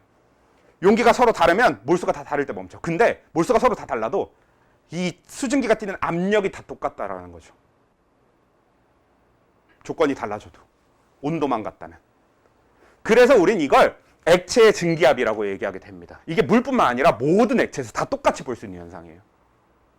근데 이게 되게 특이한 게 기체의 압력을 재는 건데 우린 이 증기압을 어디에다가 얘기한다고? 액체의 증기압, 물의 증기압이라고 표현해요. 그러니까 수증기가 띠는 압력이지만 그걸 물의 어떤 값으로 보는 거예요. 오케이? 이게 되게 중요해. 그래서 이게 이제 존재하는 수증기압을 측정하는 방법, 우리 증기압을 측정하는 방식은 이렇게 되는데 근데 이게 되게 웃긴 게 실제로 그럼 그 증발할 만큼 증발하면 이 기체들이 뛰게 되는 압력이 저렇다라는 의미거든요. 그래서 사실은 이 물 안에서도 에너지가 충분한 입자가 기체가 될 수만 있다면 이 안에 기체로 들어있을 수 있게 돼. 그러니까 수증기가 물 안에, 물방울 안에 들어있게 되는 거지. 기포 안에 들어있게 되는 거지. 근데 기포 안에 들어있는 그럼 저 수증기도 결국 뭘 띠겠어? 압력을 띠게 되겠지. 근데 왜 우리는 물 안에 있는 수증기 기포를 볼 수가 없냐면, 자, 그럼 이 안에 수증기가 들어있는 상태야. 근데 이 수증기 압력이 한 0.8mm, 0.8 atm, 0.8 기압쯤 된다고 쳐봅시다. 요거는 원래 이 물의 증기압력과 똑같은 압력을 띠게 될 거거든요. 저 기포 안에는. 왜냐면 거긴 다른 기체 없이 수증기만 들어있으니까. 그래서 0.8 기압 정도를 띠게 된다고 쳐봐. 지금 증기압이 0.8이라서. 근데 위에서 누르는 대기압이 일단 몇이에요? 1기압. 거기다 주변에 물까지 있으니까 저 기포는 이 기포 상태를 견딜 수 있어? 없어? 없어. 외부에서 누르는 압력이 더 크니까. 실제로 우리가 풍선이 버틸 수 있는 압력보다 강하게 풍선을 누르게 되면 풍선은 어떻게 돼? 터지지. 그래서 기포가 터져. 그러면 수증기는 수증기 상태를 버티지 못하고 터지게 되면 어떻게 돼? 다시 물로 돌아갈 수밖에 없는 거지. 근데 이 상태에서 온도를 점점 올리게 되면 압력이 어떻게 됩니까? 올라가지. 그치? 깜짝이야. 네. 압력을 올리게 되면 온도를 올리게 되면 압력이 올라가지. 그럼 실제로 우리가 온도를 올리게 되면 증기압이 커지거든? 근데 이 증기압이 커지다가 만약에 얘가 1기압이 됐다고 쳐봐. 그러면 위에서 누르는 압력이 1기압인데 기포 안에 압력이 1기압이야. 그럼 이제 이 기포가 어떻게 돼? 외부의 압력을 견딜 수 있게 되죠. 근데 뭐 이거 사실 물이 누르는 압력은 한 0.0001기압쯤밖에 안 돼요. 우리가 물이 10m 있어야 1기압이기 때문에. 그러니까 얘는 외부 압력과 그 외부 대기압과 동일해지면 결국은 거의 동일한 압력을 갖게 되는 거잖아. 그렇지? 그렇게 거의 동일한 압력을 갖게 되면 이 기포가 이제 터지지 않고 버틸 수 있게 되는 거죠. 그러면 이 기포가 터지지 않고 버티게 되면 어떻게 돼? 얘는 수증기니까 수증기의 밀도는 물의 밀도보다 작아요. 이건 당연한 건데 기체는 액체보다 밀도가 작을 수밖에 없습니다. 그리고 밀도가 작으면 떠오르죠. 그럼 얘가 떠올라서 바깥에 수증기를 배출할 수 있게 됩니다. 그럼 이건 어디에서 일어나는 기화가 된 거야? 내부에서 일어나는 기화, 즉 끓음이 되는 거죠. 그래서 사실 끓음의 조건은 우리가 100도씨라고 알고 있지만 아니고요. 사실 끓음이라고 하는 현상은 정확하게 어떨 때 일어나는 현상이냐? 증기압과 대기압이 같아져서 일어나는 현상이 끓음인 겁니다. 왜? 증기압이 같아지면 내부에서 형성된 기포가 견딜 수 있게 되거든. 그래서 내부에서부터 기화가 일어날 수 있게 되는 거예요. 그래서 우리가 끓는 물을 보면 어떻게 돼? 아래서부터 막 팍팍팍 올라오잖아. 그치? 그래서 표면이 엄청 꿀럭거리잖아요.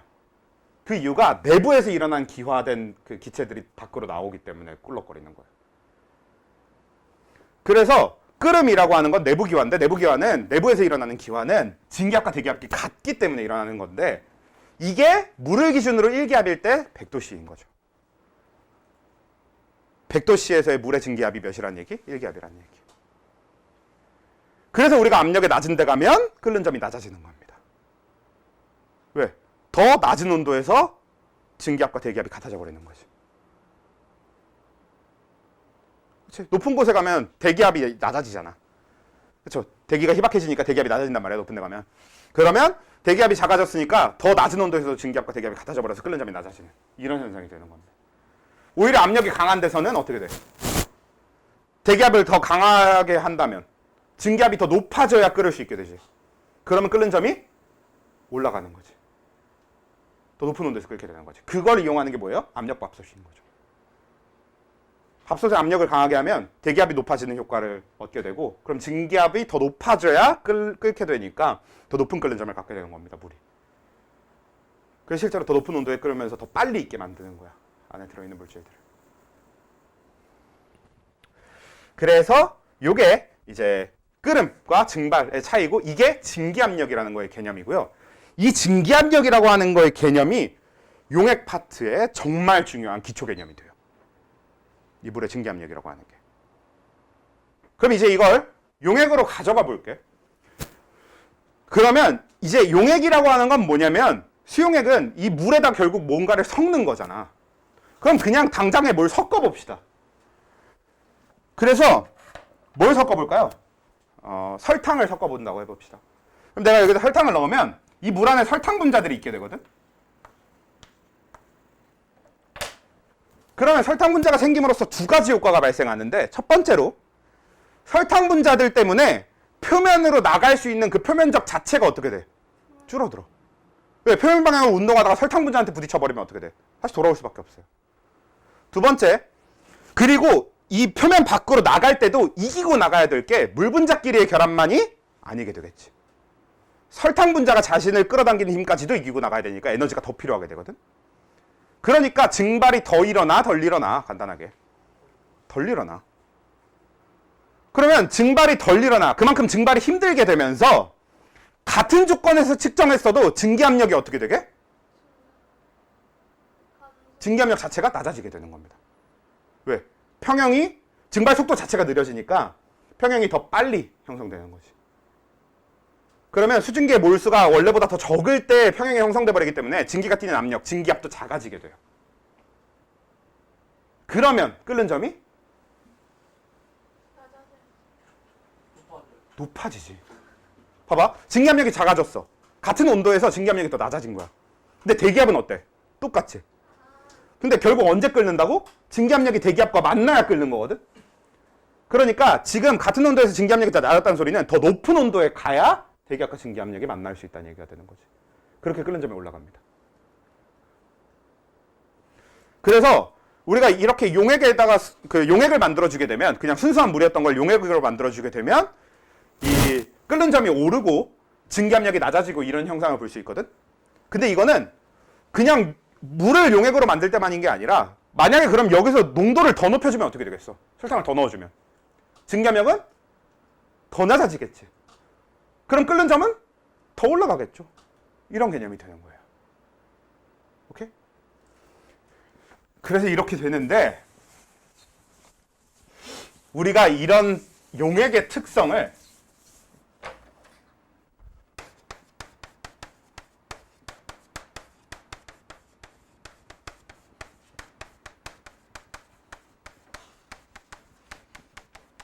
묽은 용액의 총괄성이라고 합니다. 왜 이름이 묽은 용액의 총괄성이냐면 진한 용액은 보통 어떤 걸 얘기하냐면 물보다 용질 분자가 더 많은 걸 진한 용액이라고 하거든요. 그때는 그냥 역전되는 거지. 용질이 물을 방해하는 게 아니야. 이미 그쯤 되면 뭐야? 물이 용질을 방해하는 거잖아. 그래서 이렇게 뒤집혔을 때는 얘기할 수 없으니까 묽은 용액을 기준으로, 그러니까 물 분자가 적어도 용질 분자보다 많을 때 그때 기준으로 얘기해야 되는 게 묽은 용액의 총괄성이 되는 거죠. 그 묽은 용액의 총괄성 첫 번째가 증기압력 내림이고요.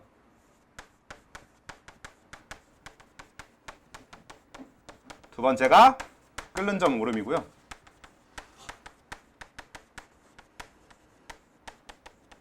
세 번째가 어는 점 내림이거든.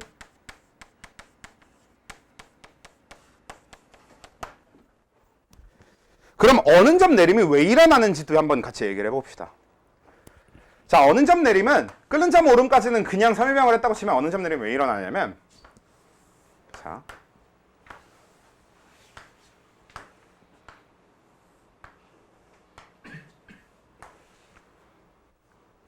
요게 물의 상평형 곡선, 상평형 그림이라는 명칭이에요. 상평형 그림이라는 이름을 가지고 있는 그래프예요.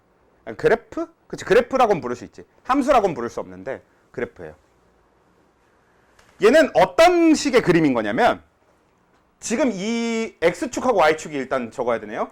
X축이 온도고요. Y축이 압력이거든. 그리고 여기에 있는 선은 선 자체가 의미를 갖는다기보다는 선은 구분선입니다. 어떤 걸 구분해 놓는 선이냐면 상을 구분해 놓는 선이에요. 그래서 온도가 높고 압력이 낮을 때 이때는 기체인 겁니다. 근데 얘는 물의 증기압력 곡선이기 때문에 물의 상평형 그림이기 때문에 여기가 수증기인 거고요. 여기가 물이에요. 여기가 얼음인 거지.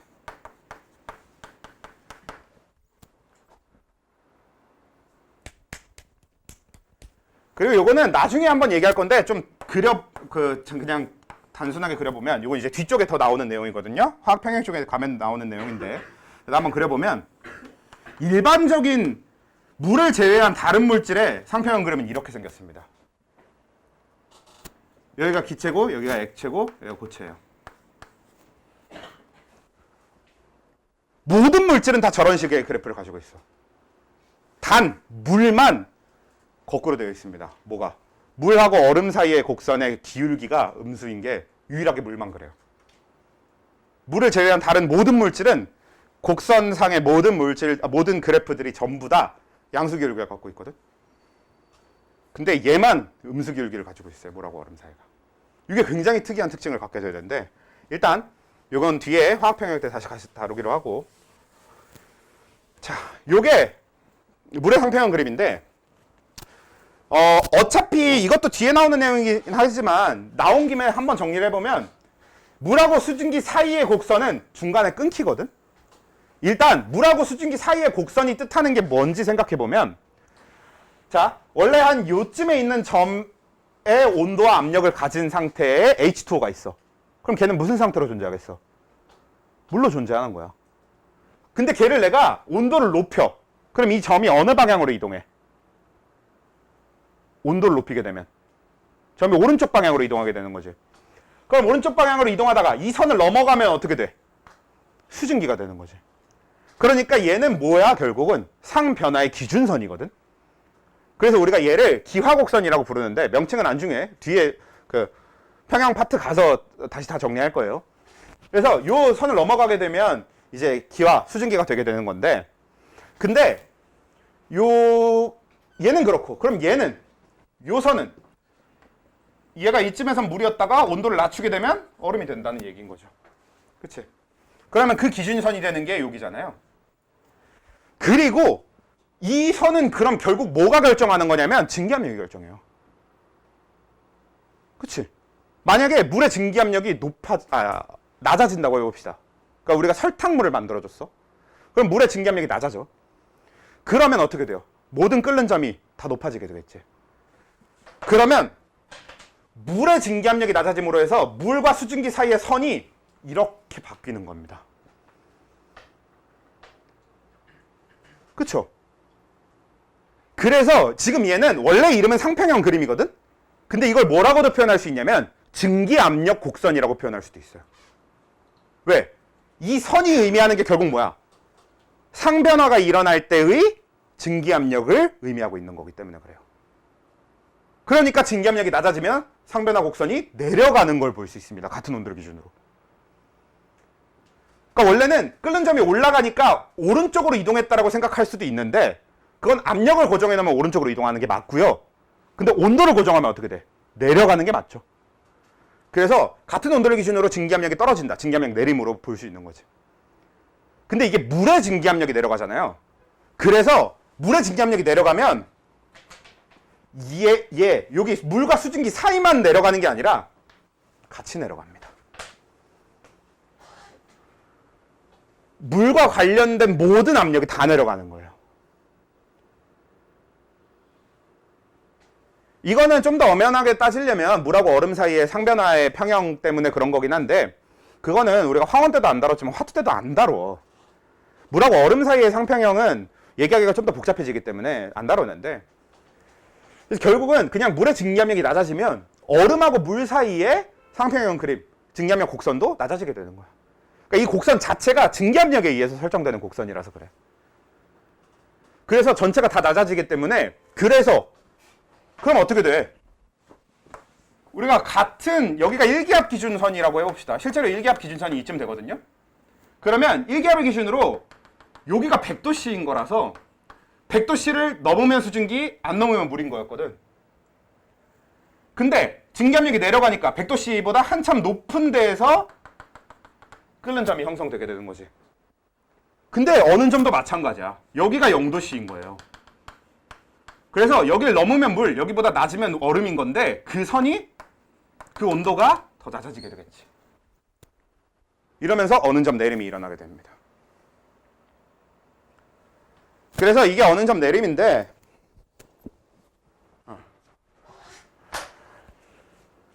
그 얘기한 김에 아까 얘기하려던 게 뭐였냐면,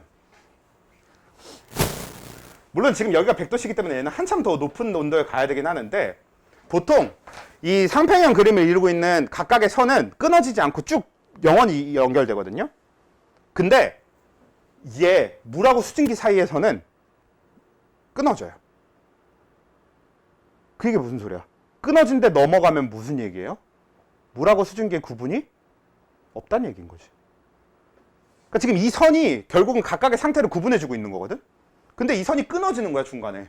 그럼 그 온도와 그 압력을 넘어가기 시작하면 뭐야? 물하고 수증기의 구분이 사라져요.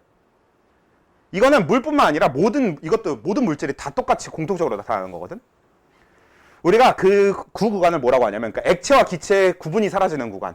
그 구간을 초임계 유체라고 합니다. 보통 초임계 유체 구간에 들어가면 조금 더 넘어서면 플라즈마가 돼요.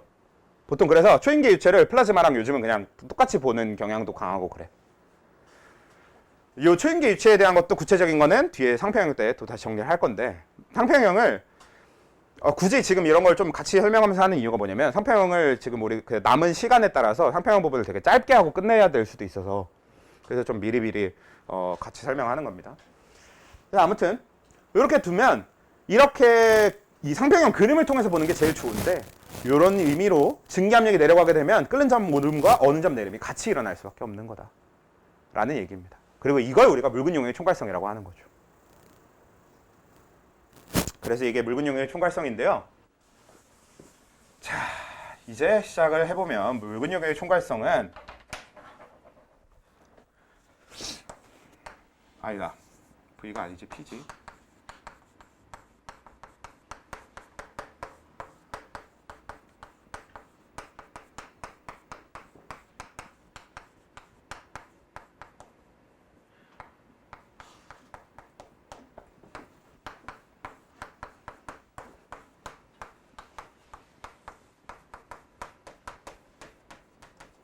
일단 10부터 적고 얘기할게요.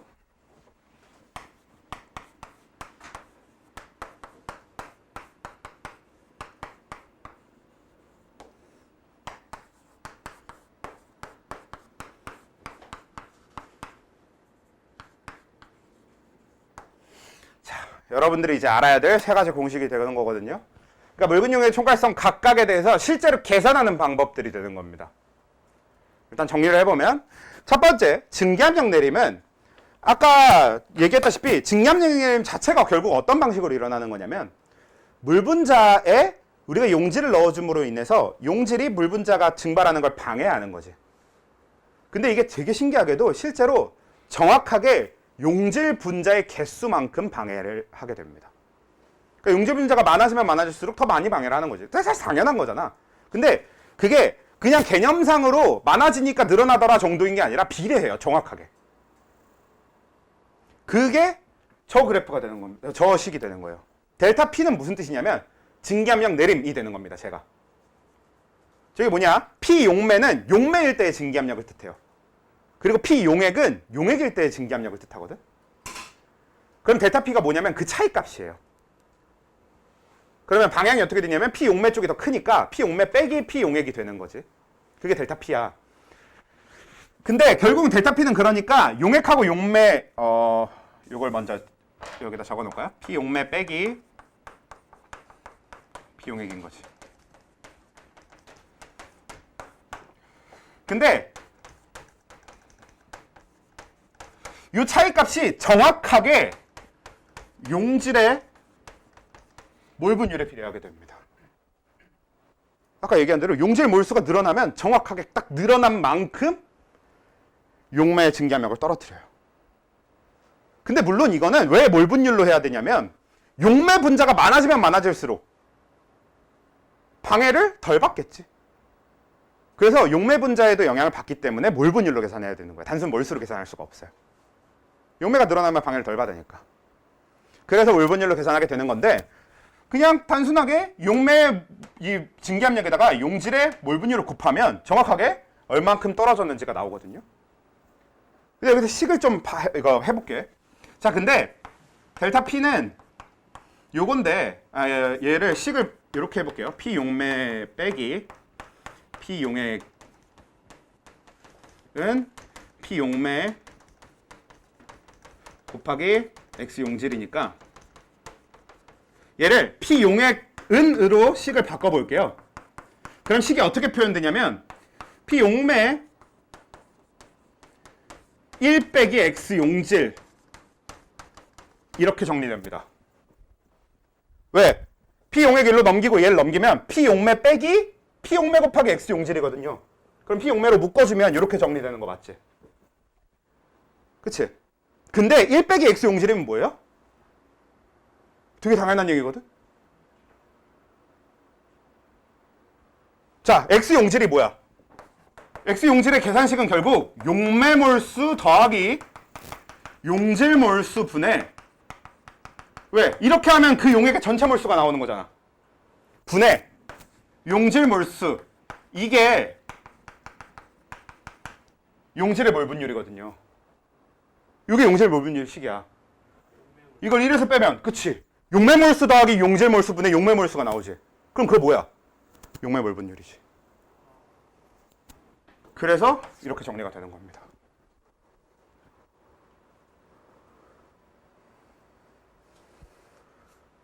항상 이 부분 할 때마다 그래요. 수학하는 거 같고 그러지. 그래서 이렇게 유도가 되는 거고 이게 이제 기본적인 증기압력 내림이 되는 거예요. 그리고 얘보다 밑에 것도 좀 더 쉬워. 끓는 점 오름하고 어느 점 내림에서 얘기하는 델타 TB와 델타 TF는 뭐냐면 말 그대로 B가 보일링, 끓음이라는 뜻이고 T는 템퍼리처, 보일링 템퍼리처, 즉 끓는 점이에요. 말 그대로 얘는 끓는 점의 델타면 뭐야? 변화량인 거죠.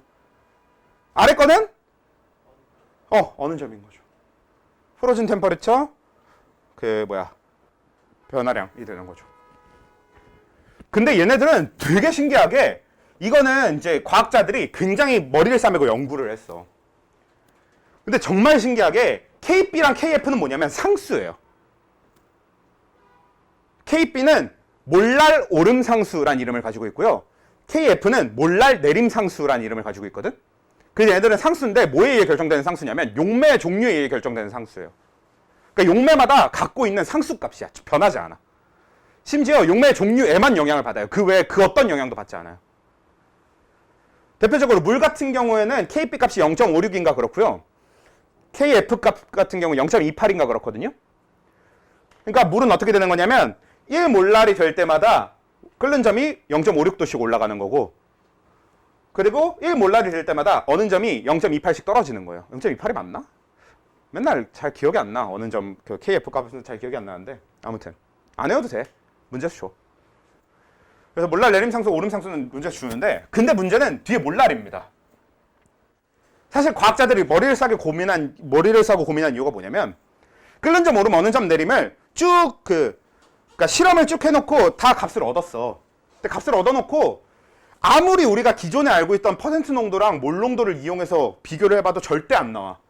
심지어 몰 분율을 이용해도 절대 안 나와. 그러니까 뭐를 이용해도 어떤 비례한다라는 식의 형태로 표현이 안 되는 거야. 그래서 과학자들끼리 머리를 싸고 고민을 했는데 정말 신기하게 몰랄 농도라고 하는 농도를 새로 하나 만들었더니 이 몰랄 농도를 기준으로 정확하게 비례하는 거야.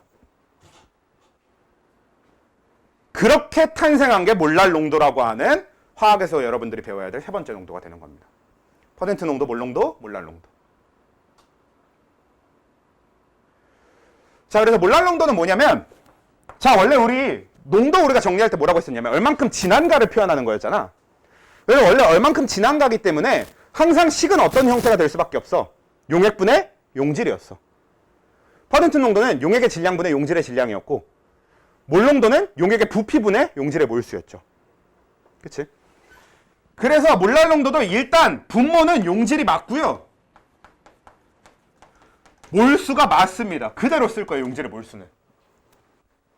근데 문제가 분모에다가 용액에 뭘 갖다 놔도 이 식을 만들 수가 없었던 거야.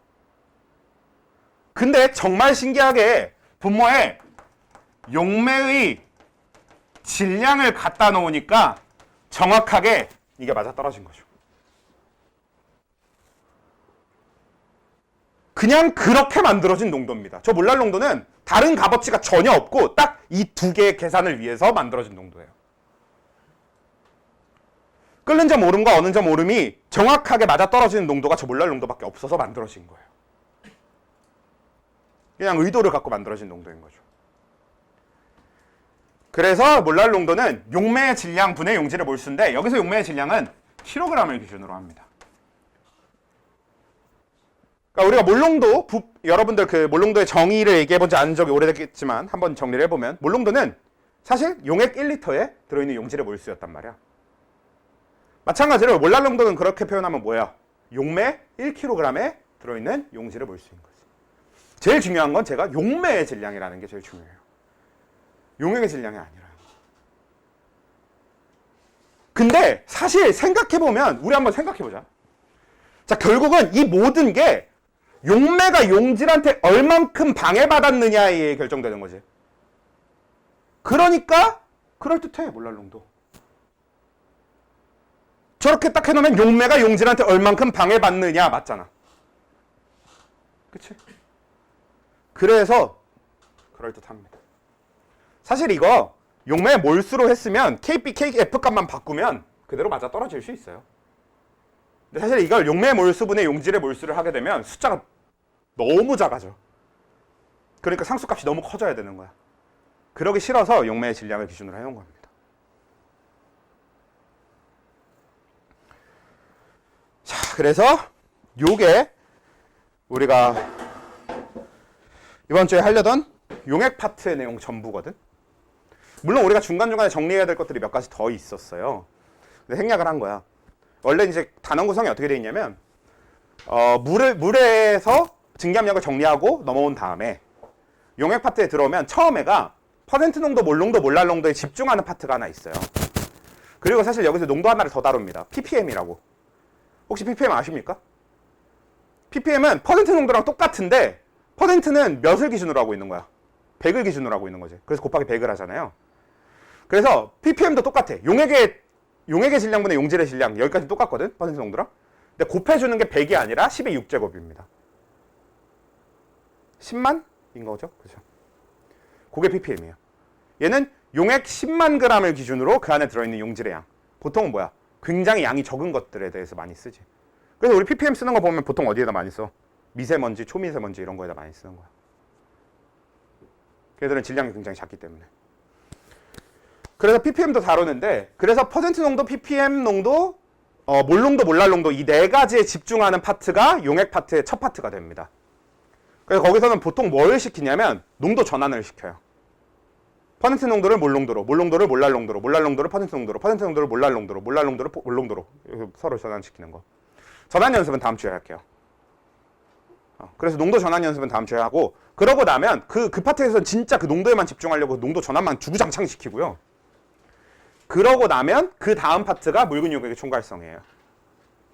근데 묽은 용액의 총괄성은 결국에 오늘 우리가 한 내용 있지. 요걸로 정리하면 다 끝나.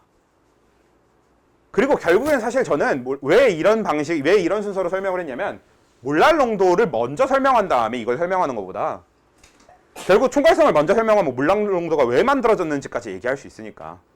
그래서 이 순서로 설명을 한 거거든. 근데 여러분들이 몰 농도가 뭔지 모르진 않잖아. 그래서 일단 내용은 묽은 용액의 총괄성까지 쭉 왔는데 아직 남은 내용에 몇 가지 더 있어요. 뭐가 더 있는지만 좀 이제 요 용액 파트를 아예 오늘 끝내고 한동안은 그 다음 주에는 거의 이제 용액 파트의 그 아까 얘기했던 거 농도 전환하는 거 연습하는 거랑 그다음에 용액 파트 문제랑 그리고 아까 남은 기체 문제랑 이렇게 하면 되겠지. 다음 주에는 거의 문제 푸는 거 위주가 될 것 같아요. 문제를 같이 풀어보는 거. 자, 근데 남은 내용이 뭐가 있냐면 이 묽은 용액의 총괄성에도 조건이 있습니다. 우리 기체에서도 이상기체의 조건이 있었고 그게 기체분자 운동론이었던 거잖아.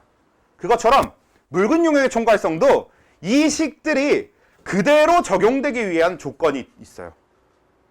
그게 뭐냐? 비휘발성,